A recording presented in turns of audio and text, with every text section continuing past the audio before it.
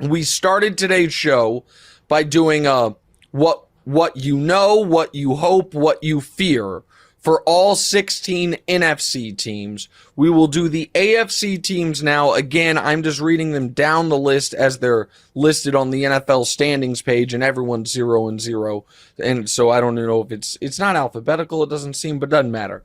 So to the AFC East, we will start with the Buffalo Bills. What you know, much like the Eagles, you know you're going to be at a bare minimum good. You know you're going to have one of the 6 or 7 highest scoring offenses in football. You know you are going to be one of the toughest teams to beat in the league for anybody, and you know your best, you're going to look as good as any team in the league. What you hope is that you can somehow construct a running game without asking Josh Allen to be your most dynamic runner.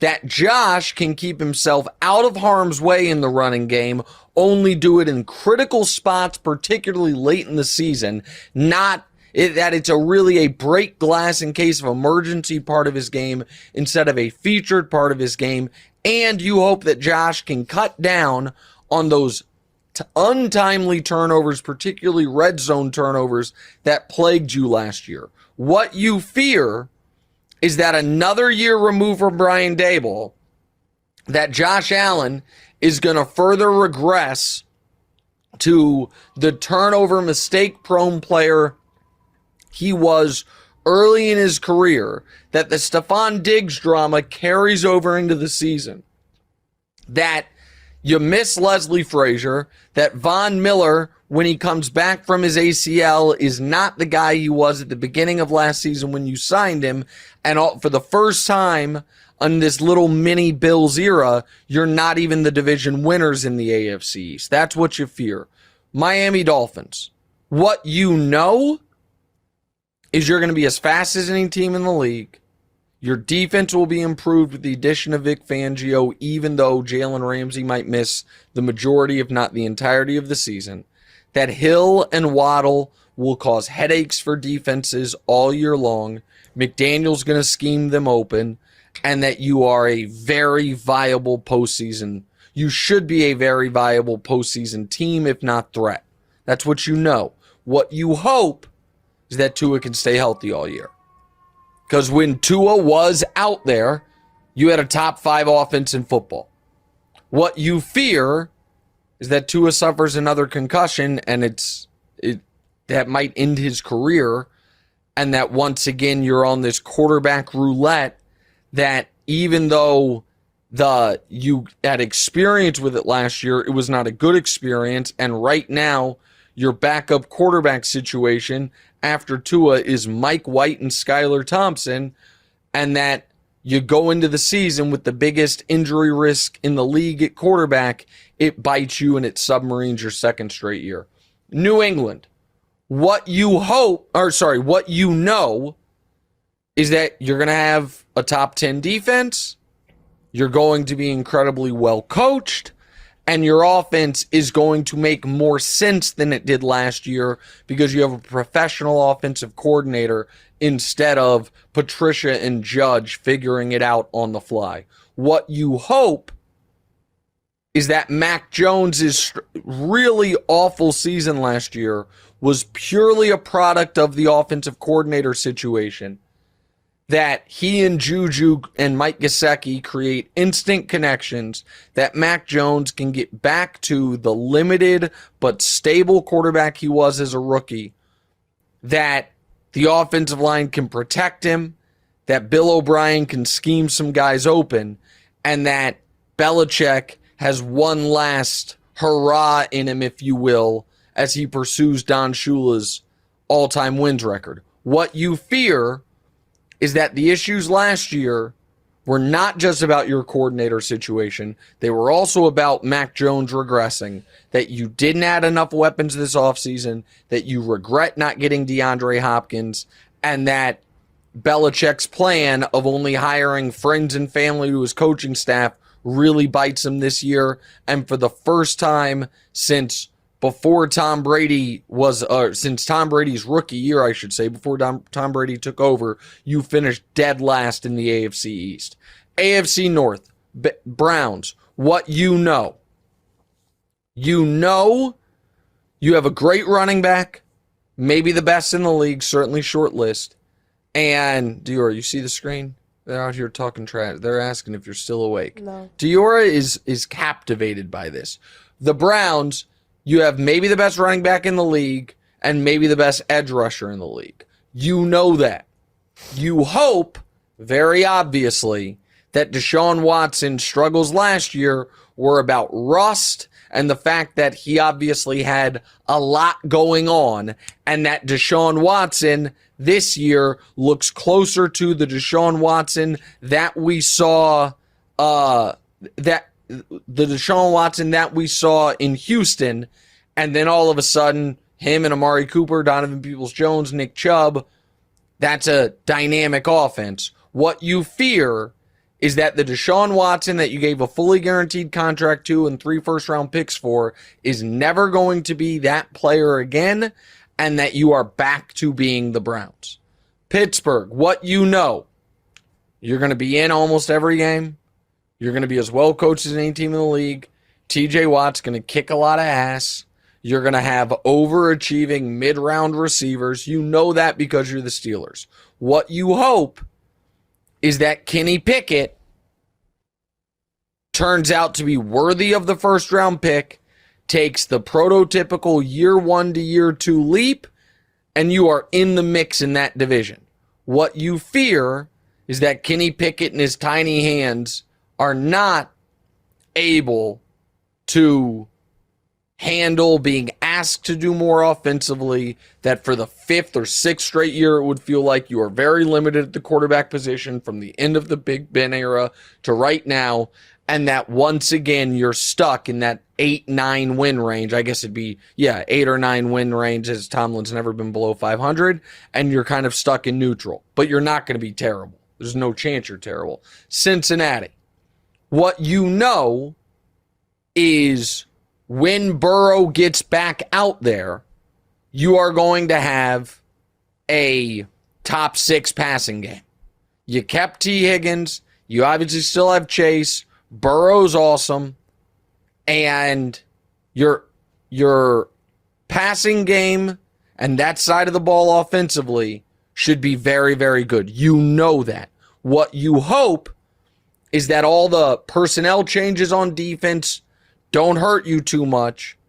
Burrow comes back fully healthy from the calf, and you are able to not just win the division, as you've done the last couple years, but have a really gaudy regular season where maybe you're playing home playoff games.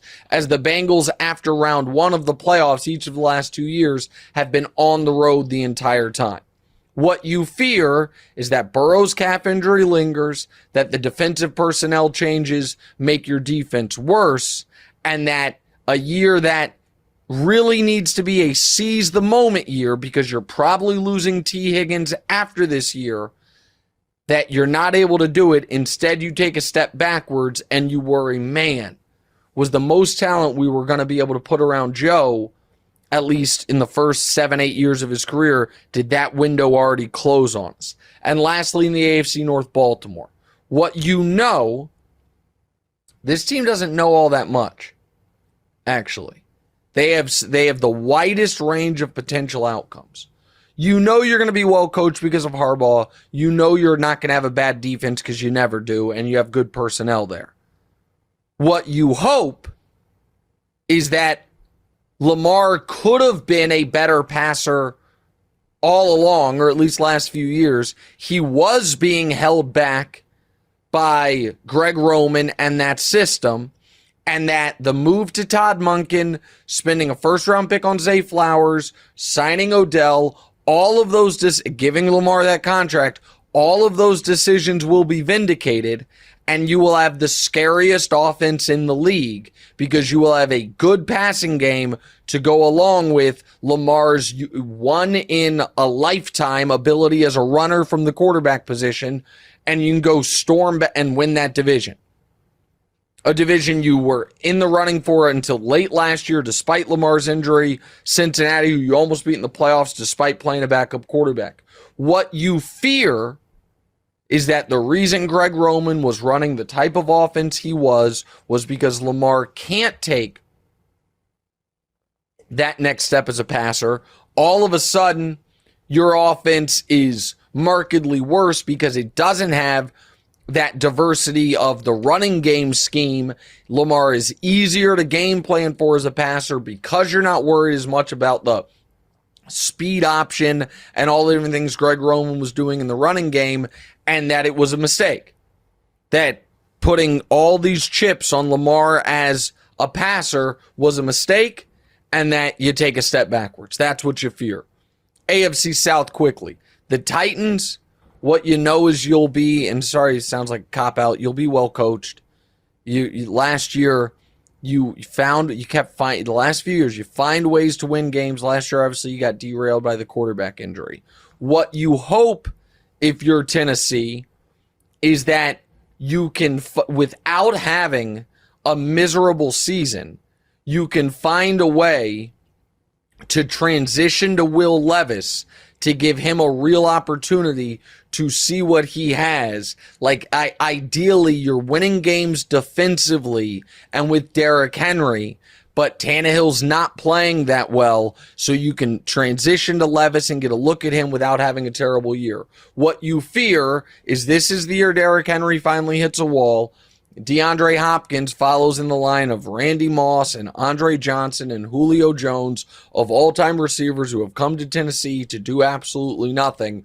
And then you really fear that when you look at Levis or Malik Willis, a different quarterback that you spent a mid-round pick on. Sorry, I don't know how I tripped. I just slipped while sitting in this chair. Viewers looking at me funny. That they don't have it, and you're stuck in quarterback purgatory. The Jags, what you know. You know you're going to have a top 10 offense. You know that you have one of the best quarterbacks in football. What you hope is all of that draft capital over the last few years, high picks that you've spent on the defensive side of the ball, that they take a big leap, that Trevor takes another leap under Doug Peterson, and that you are in that division with that schedule fighting for the number 1 seed in the conference. What you fear is that the boost we all expect you get from Calvin Ridley, the fact that he's missed all of last season with suspension, the previous year he missed half the year with injury, that Ridley is not the player that you thought you were getting when you traded for him. You paid a premium last offseason in free agency, which has kind of tied your hands as far as flexibility moving forward. Trevor's about to get this big contract. You kind of stay in neutral when 9-10-ish games are not a real Super Bowl threat, and all of a sudden you're about to have to pay Trevor $55 million a year, and things get a lot harder. That's what you fear. Now to the AFC West. Denver, what you know. You know you'll be better coached than you were last year. Sean Payton, even if I'm not as high on him as others are, he obviously will be better than Nat Hackett, and obviously the team will make more sense offensively under Sean Payton. What you hope is that the vast majority of Russell Wilson's struggles last year were due to Nat Hackett and change of scenery and all of these things, and that Russ can get back to who he was the majority of his time in Seattle. What you fear, obviously, is that while the game management stuff was on Nat Hackett, the quarterback play was on the quarterback, and that the Russ you saw last year is the Russ you're getting moving forward. Kansas City Chiefs, what you know. You're going to win a minimum of 12 games. You're going to have one of the 4 best offenses in football. You're going to have as good of a chance as anyone to win the Super Bowl. That's what you know. What you hope is that Chris Jones gets to camp at some point in the next couple weeks. One of these young receivers, either Sky Moore or Rashee Rice or Justin Ross, who I love, takes a big leap. Kadarius Toney can stay healthy, and you are a juggernaut, like you were the last time you were the defending champs, when in your first 15 games you went 14-1 before resting Mahomes the final week of the year and then getting back to the Super Bowl where your offensive line was all destroyed. But that's what you hope. What you fear is that Tony stays nicked up, none of the young receivers take a leap, and Kelsey hits a wall age-wise. I don't think those things are likely, but that would be the fear. Plus, you don't get a deal done with Chris Jones, so he's unhappy all year and it's your last year with him. Those would be all of the fears. I don't think any of those are likely. The Raiders, what you know. I mean, I don't know, man. Raiders are in rough shape. What you know is Devontae's awesome.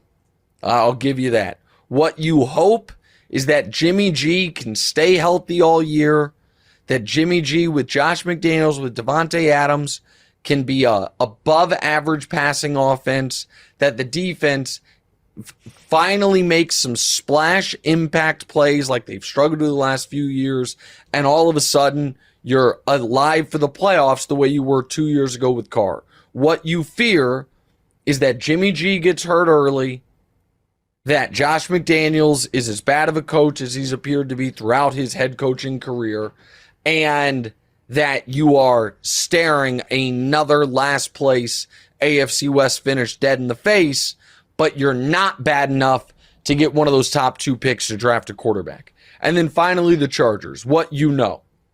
You know you have about as much talent on paper as any team in the conference, that when you're healthy, there is no team in the league you can't beat. That's what you know. What you hope is that Justin Herbert gets back on the trajectory he was on the first couple years of his career, with Kellen Moore allowing him to be more aggressive down the field early in drives on first and second down, and that you are finally not snake bitten due to injury. What you fear is you're just a cursed franchise who's always going to deal with injuries, that Herbert is going to stay in neutral for the 3rd straight year, and this is a big one, that you essentially are at the biggest disadvantage of any team in the league because you play half your games on the road and half your games at a neutral site because you have no home field advantage, and that is enough of a disadvantage for you to go be a 10-win team instead of a 12, 13-win team like your talent says you should. Hey, thanks for watching. Hit the subscribe button to get more from the show, and make sure to click the bell to get notified every time new content drops. Check out full episodes of What's Right wherever you get your podcasts, or just click the link in the description below.